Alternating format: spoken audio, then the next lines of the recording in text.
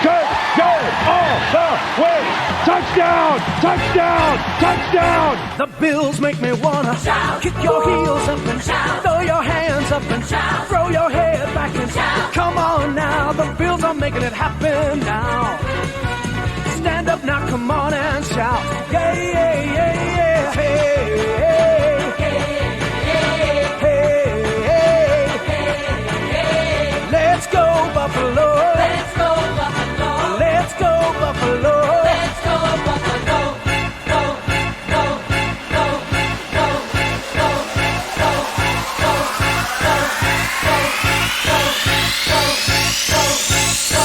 go. The Bills make me wanna.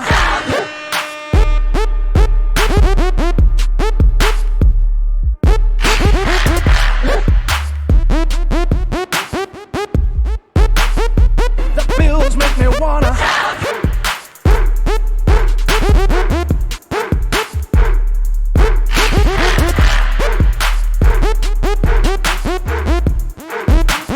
Just watch it happen now.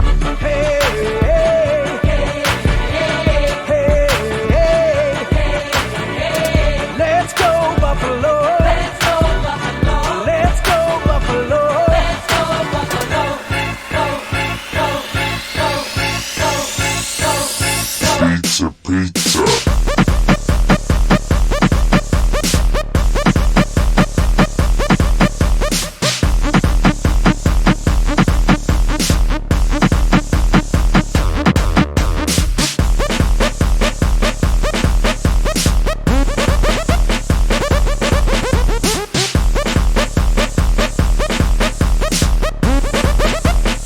The Bills make me wanna.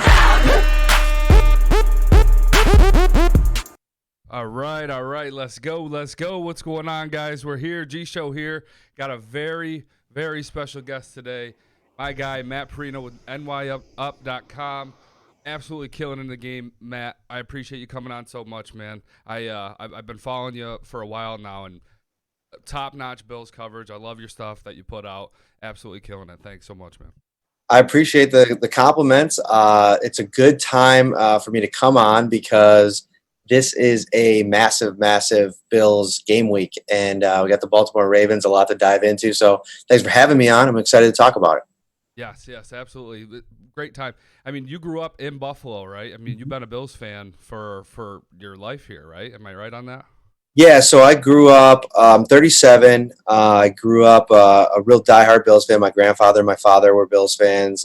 Pretty much, before I got this job, I mean, even 2017, the playoff berth and the drought, that was a pretty big moment after a couple decades of toiling with bad football teams.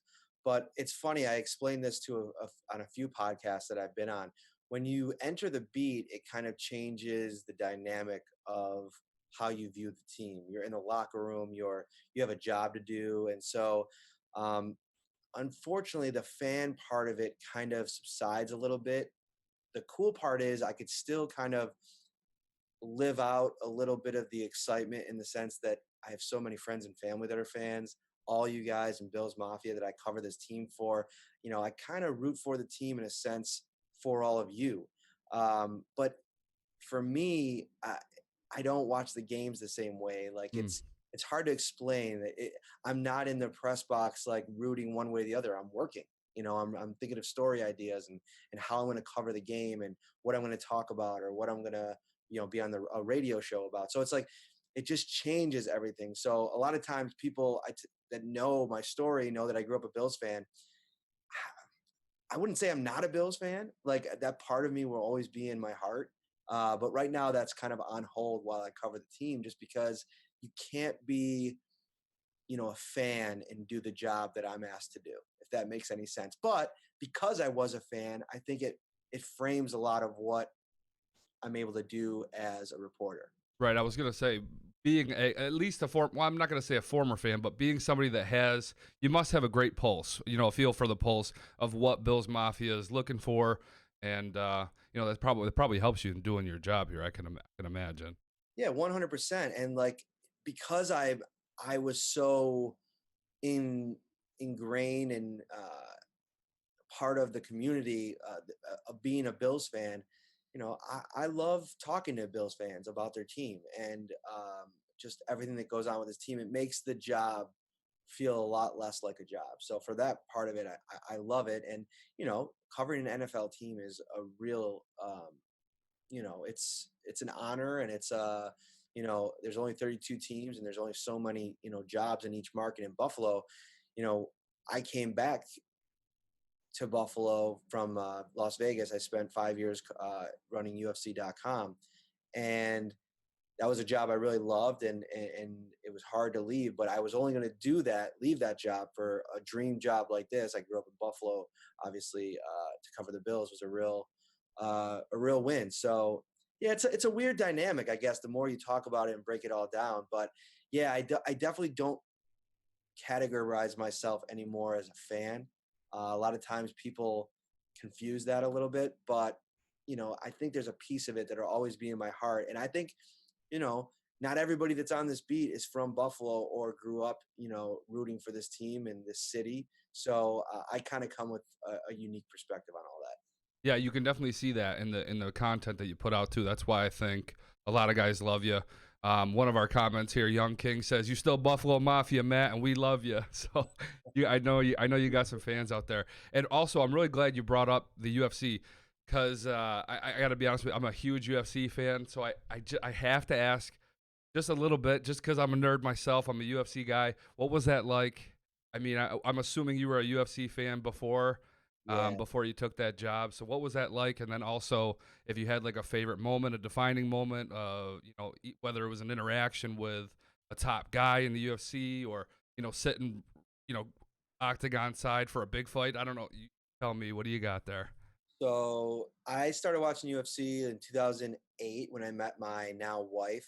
Her brother-in-law was a huge UFC fan, going back to like UFC early days when it was in Buffalo, back when it was just, no, it wasn't even a sport yet. It was just like, cage fighting and just animalistic. I mean, now it's a real, like, it's martial arts. I mean, it's a very advanced type of competition. But so when the option came up, I kind of jumped at it, and moving out to Las Vegas was crazy, but it was an amazing experience. It was 5 years where I grew as not only a professional but became a dad for the first time, and like my life out there. Like people always say, "How do you live in Las Vegas for 5 years?"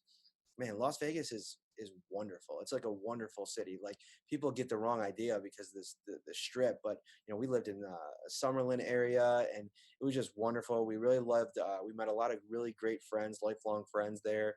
But in terms of the UFC itself, yeah, man. I mean, I was traveling the world, covering some of the biggest events that will go down in history as some of the biggest events in MMA history. Pretty much, I was at every Conor McGregor meaningful fight. Obviously, I wasn't at Khabib because I was already, working on the Bills beat. But Conor McGregor becoming the double champ, Conor McGregor beating Jose Aldo in 13 seconds. I was at all those moments. But I will say the biggest moment, like the most like pinch yourself moment, I was in Melbourne, Australia for UFC 193, Ronda Rousey versus Holly Holm, the Come biggest, one of on. the biggest Come upsets on. in UFC history, MMA history, sports history. And that stadium, I had never been in an environment like that. It was 50,000 crazy, crazy, crazy people just going. That was at the peak of Ronda Rousey, the revolution of what she did in MMA was just unbelievable. And that moment was truly something special that I'll never forget. Like I'll be 80 years old if I make it that long, and still remember vividly what it was like. And I was literally octagon side, and I was octagon side for almost all of them. But that one was just it was a special moment. But just relationships that I built. I mean, I was just out. I was telling Ariel Hawani today. I did a show with him. Great guy. I hope you guys can watch it. It's over on our YouTube channel, NY Up. Give that a search. And I was talking to him about like all the relationships that I built from my time there. And I was down in Miami for the Bills game, and I went over to Combat Club, Henry Hoof's gym, to spend some time with a friend of mine, Kamaru Usman, who is about to defend his title against Colby Covington, and got to watch him spar and train. And it was really just unbelievable. And those kind of things, like, yeah, you pinch yourself, man. Those are types of things that, guys like me who didn't have the goods to make it in pro sports to get to be around these athletes is really special. That's great. I mean, I could sit here shoot and kind of chop it up with you about UFC all night. I got goosebumps hearing you talk to me about the Australia fight. But let's move on really quick before we dive into the Bills. For the people that watch the Blindsided Sports and don't know you, I want to show a clip that I put together of some of your work. This is some of the best work I've seen. It was Chris Harris for you guys watching. This is Chris Harris talking a little bit of smack, doing a little bit of insinuating that he had some tips for Josh Allen. And our boy here, Matt Parrino, cold-hearted, ice in the veins after the game, brought the heat. Here, I'm gonna pull it up here. You guys can watch this real quick.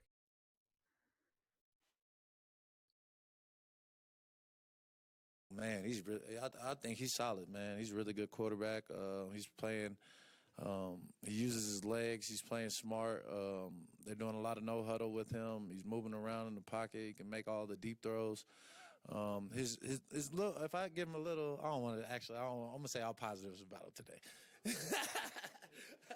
I'm gonna say all positives about him today. Okay, they said I mean, there's a little bit of Cam Newton to his game. Do you see that? He can run though. He runs and he will. Yeah, he will try to truck you and will try to run over you. So he will do that. But other than that, he's not really not like Cam. They might do like a quarterback draw design run, but Cam was like for real. I'm gonna keep it positive on Josh Allen.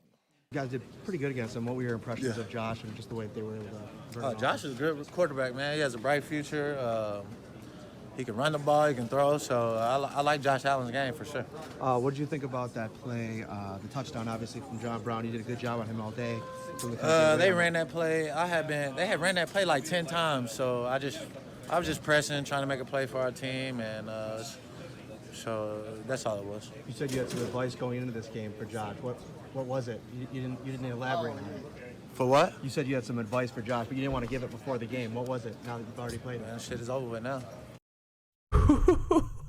I love that, man. To hit him with the question on the actual touchdown that he gave up, with Chris Harris being as good as he is, you hit him with the question on John Brown scoring the touchdown, and then to follow it up with, hey, oh yeah, also you said you had some advice for Allen. What was your advice, man? To be in the locker room and to talk to somebody like Chris Harris, to talk to a professional athlete like this, especially top tier like Chris Harris is, when you know you're kind of bringing the heat a little bit, do you get nervous, or are you just doing your job, or what's the mindset going into something like that? Because that's ballsy, man. That was awesome to see. I was more nervous last year when I did the same thing with Jalen Ramsey, and if you go back to his post-game comments last year, after the Bills played the Jaguars, I actually was the one asking him the questions about his comments about Josh Allen earlier this season. But yeah, no, nervous, not really. I mean, it's my job. At the end of the day, these guys get mad and upset, but if they say some things, then I'm just responding to the things that they said. I mean, he said he had some advice for Josh Allen. I was genuinely curious about what that was and wanted to give him the opportunity to provide that advice that he had. So no, not nervous. And I wasn't, somebody came at me on social media about that and we're like, oh, you're just trying to kind of goad him into no, I'm not. I don't care if he says no comment. I would have moved on to another question. He's their best cornerback, gave up a big touchdown. It happens. It's the NFL. It's the best players in the world. John Brown's really good. I wanted to talk to him about the game and what he thought of, Josh Allen's performance and Harris, man. Like, not everybody will talk to you about stuff like that. And even though he said, yeah, no, that stuff's over. Like, I didn't take that as like like he got or anything like that. He's right. I respect that. It's over.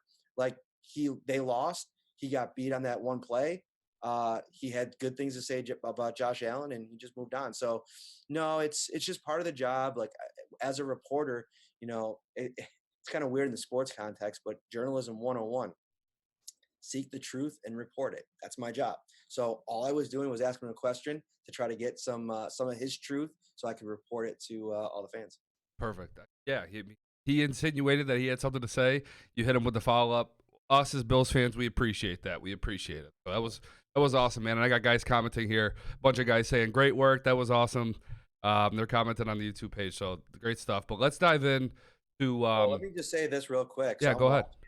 I brought this up on my phone real quick because I never saw an episode of this before. This is a really cool setup you got here, man. Thank you, man. Thank you. Cool. I appreciate that. I feel like I'm on like some national TV broadcast or That's something. right, baby. All I'm missing is the ESPN logo on the desk here. There you go. But we'll stick with Blindsided Sports. We're killing it. We're killing it here. We're growing every single day. This is gonna help, Matt. I appreciate you coming on, man. Really. But to get into the Bills talk here, we've been kind of walking around it here, but I want to dive in. But before we talk Ravens, I want to ask you, what was your projection before the season started? I know, there was a lot of mixed reaction. A lot of people were saying, well, hopefully we can go 9-7. But I was kind of shooting for like 11-5, 10-6 range, right around there. I'm wondering, what were you hoping for this season? So my preseason prediction was 10-6, and a lot of that was based on my confidence level in Sean McDermott, because I really liked a lot of the things that we saw in the preseason, but with as many new pieces on the offensive side of the football, I don't know. I knew it was going to take some time for them to gel.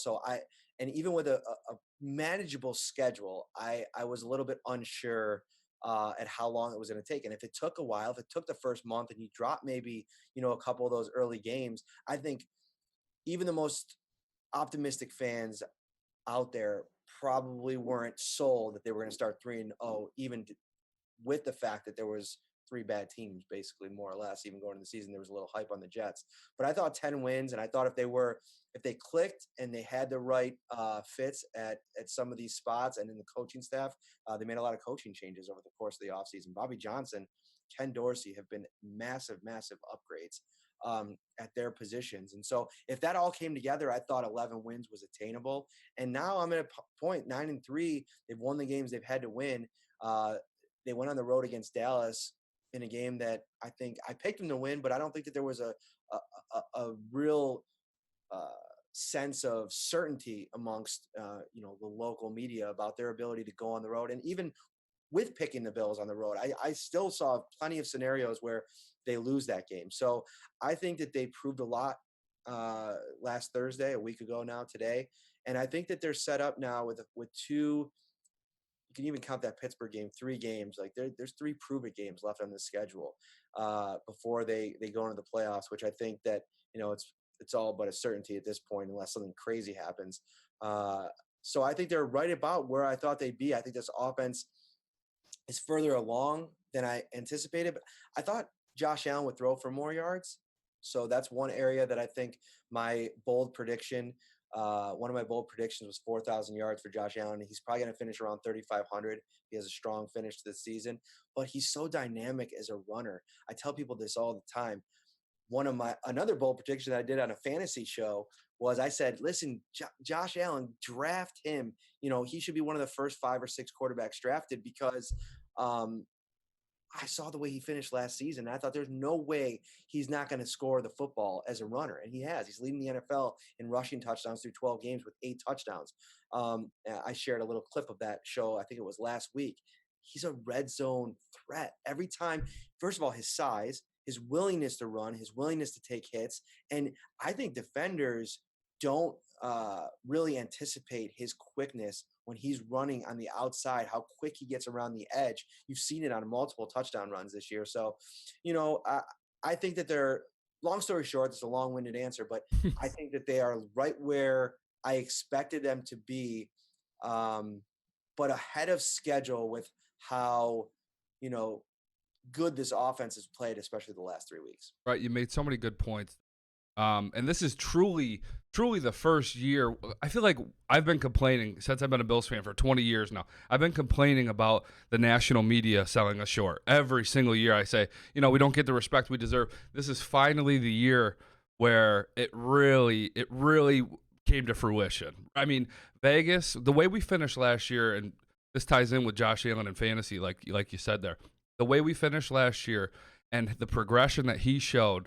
And then you look at how kind of weak our offense was last year and all the changes that were made for Vegas to put our win over under at 6.5.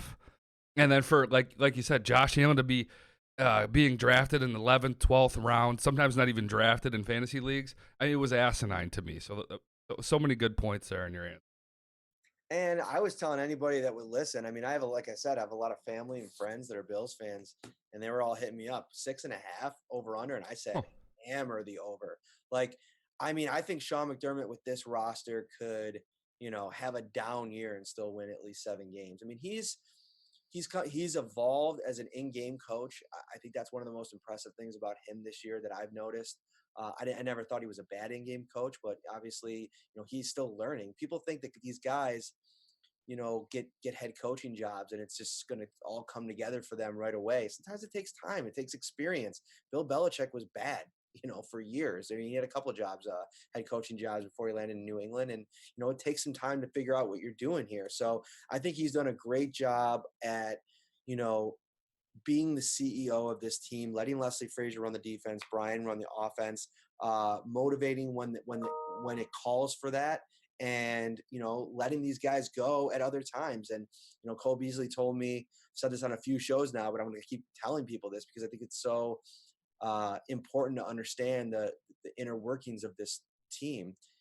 Cole Beasley told me that I asked him how much credit does Sean McDermott deserve for this 9-3 start, and he said it all starts with him.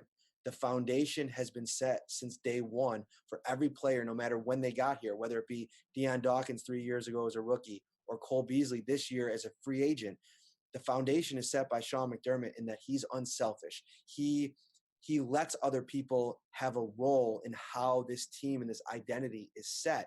And when you let your players be a part of this thing, these guys are millionaires. I mean, they to get them all to buy in, you have to show them that you're in it with them. You know what I mean? And I think that that's what some of the best coaches really are able to do in some of these leagues, the NBA, the NFL, and Sean McDermott's doing a really good job at that. Yeah, I don't want to keep you all night. I know you got things going on, but that's such a great point, and it's so important to talk about. Kind of Sean McDermott and his print that he's had on this team. It's a clear cut culture change. It's something that we've never seen before, and it's something that you see from some of the greatest franchises. I mean, the Patriots, the Spurs with Pop and whatnot. It really is cool to see here in Buffalo. I love what Sean McDermott's doing. I'm really glad you talked about that. But let's move on here to the Ravens game. Got to get your prediction. I want to know what you think's going to happen. You don't have to get into the details here, but do you feel strongly about the Bills having a shot at winning here? Yeah, I'm actually at the place right now, at where I'm at right now on Thursday. I usually don't do my predictions until Friday, but everybody's been clamoring for it's a big one, man. It's a big week here. Like all the shows I've been doing. So I'm at 24-20 Bills. I think they're going to win this football game, and there's a couple reasons why. The Ravens are on an 8-game win streak. It's really tough to keep a winning streak like that going in this league. They're coming off of a really tough physical battle with another Super Bowl contender in the San Francisco 49ers. And sometimes when you have a big game like that, and they've had a lot of big games because they played Houston, they played New England, so Seattle on the road. They played big games. So they know I think this Baltimore team is built for big games. But at some point, the air comes out a little bit, and you don't get as high up for a game as maybe you did the week before. And this is the perfect setting for that to happen because Buffalo's playing the best football they've played all season. You come into Western New York, Orchard Park, the wind is going to be blowing. It's going to be painful, even at 35, 40 degrees. It's just a different feeling when you play in that stadium in this weather. And not to mention the 12th man, Bills Mafia, that place is going to be absolutely rocking. 25 years since the last time a Bills team was not 9-3. This fan base hasn't seen this in more than this century. So just imagine the explosion of that energy on Sunday. And Lamar Jackson, as good as he's been, as good as this number one ranked scoring offense of the Ravens has been, they're going to have to deal with that. And this place is going to be loud every time they have the ball. So I think that Josh Allen and this offense are going to be able to score enough points. I think that this defense has a chip on its shoulder. I think they came flying off the field against Dallas last Thursday, screaming at the national media, "We know you didn't pick us. We're going to remember that." I mean, they're playing the game right now with a chip on their shoulder with something to prove. And this is there's no game where you can prove it more than against the hottest thing in this league right now, in Lamar Jackson and this Ravens offense. So I think you're going to get the efforts from both sides of the ball. It'll come down really to turnovers, I think. If you could force one or two from this Ravens team and Josh Allen can protect the ball, no special teams blunders, I think the Bills get out of there with a 24-20 win. And then all of a sudden, hey, I think we're talking about an AFC East threat to the Patriots. I'm not going to go as far as Super Bowl contender yet. Yeah. Ryan Talbot, actually, I think we did a live chat yesterday. He's my tag team partner at nyupsyracuse.com. He said if the Bills win this game, he thinks they're a Super Bowl contender. I'm not going to go there yet, but I am going to say that I think they're going to win the AFC East if they win this game. Wow. Can you imagine? Look, your rant that you just went on, people we're blowing up on Facebook and YouTube here. You got people all pumped up. But can you imagine they sneak out of here with a win on Sunday, and then we got, Kansas City possibly beating New England. I don't want to look ahead of the Steelers, but if we beat the Steelers, we go to New England. We're both, 12-3? Can you imagine the hype on that game? It's absolutely crazy. A whole new world. It's going to be a whole new world next week. I mean, if people thought that the craziness following that Thanksgiving Day game was something, I mean, the national exposure from knocking off this Baltimore team would be unbelievable. And then it's just entering a different, sphere. Each week, I feel like this team is doing something new and different and reaching a new height over this past month now. And it's crazy to think about where things were after that Cleveland game. Really disappointing effort on the road in Cleveland. Everybody looked themselves in the mirror, including Brian Dable and Josh Allen and Sean McDermott, and the way they've responded. I mean, they've responded like champions. I mean, this is what champions do. They address things that aren't working and fix it. The run defense has been better, but this run offense that they're facing this week is just another level. I mean, these offensive linemen, this huge fullback, Mark Ingram is on pace. If he finishes strong, he's probably going to finish with a career year in yardage and touchdowns. So no doubt about it, this is a significant test, but I think it's one that the Bills have been building for all season to be ready for. Yeah, that's the big. Before we wrap up here, that's the big concern of mine is that running game, being able to stop the run. I feel like we had to see Josh and this offense progress, and it seems, especially with that Thanksgiving game, it seems like it just keeps rolling with him. I like the way our offense has moved since Dable went up to the box, and we've been doing 11 personnel. Josh has been out of the shotgun. I like the way that's going. Now, I really want to see our run defense kind of take those same steps. And this week, just like you said, Sunday's going to be a huge test for us. So to stop Mark Ingram, to stop Lamar, it's going to be tough. But hopefully they can do it. Hopefully they can limit them. I'm really hoping so. Yeah, I mean, not many have done it yet. I mean, I think San Francisco probably did the best job anybody's done last week. But even still, when you think that you do, he finds a way to make, just some plays. I mean, Lorenzo Alexander was talking about it to me yesterday. Just when you think that, you go a series or two, he then just like breaks one, and it breaks your back a little bit because though this is a momentum-based game. I mean, some people like to say it's not. When you got it going and you get into a rhythm, I feel like 11-on-11 football just becomes more you just become more productive because you're feeding off of the success that you're having. And I think it just impacts each play. So if they get out to a good start and they can really just punch this Ravens offense in the face early, I think that's going to set the tone for the game. I think that's going to get the crowd involved. Maybe a colder day, 35, 40 degrees. No snow expected, but that's another thing. Don't look too much at the weather reports because I've seen plenty of Sundays now the last 2 years where the weather report says something and it's completely different on Sunday morning. So who knows what we could be dealing with right now, though. I do believe it's going to be 30-mile-per-hour winds. Ugh. So yeah. We're going to see a lot of running. That's a good. I don't know if 30-mile-an-hour winds is a great thing because it's going to keep Hauschka off the field, but hopefully it also keeps Tucker off the field too because Tucker is an absolute stud. He's a killer, man. He's a game changer. So. Hopefully that 30-mile-an-hour keeps them both off the field for two very different reasons. But again, Matt, I could sit here and chop it up with you for an hour, man, hour and a half. But I don't want to hold you all night. I want to say thank you so much for coming on, man. Can you let everyone watching know where to check you out? Yeah, so thank you so much for having me on. First of all, it was a fun time, Sean. You're a great host and very knowledgeable. So keep up the hard work and the grind. I mean, I appreciate it. You know, we all started somewhere, and you're doing some great stuff. Just talking to you here for 40 minutes, I could tell that you're really putting the work in, and that's what you have to do in this game. For me, I'm at Matt Parrino, MattParrino on Twitter. I write for New York Upstate, NY Up, and Syracuse.com. You can find all my work there. Find our social media channels. We're on Instagram. We're doing a lot of really fun, exciting stuff on there with our live chats. That's at Buffalo Bills NY Up. And then find us on YouTube. All my video content will be on YouTube all the time. That's where it'll be first. It's the NY Up YouTube page. And again, Sean, thank you so much for having me on. Awesome. Appreciate it, Matt. We'll see you. Blindsided Squad, we're out. We'll be back before the Ravens game. And then we'll be here post game too, guys. Thank you so much for watching. Matt, thank you so much. We're out of here, guys.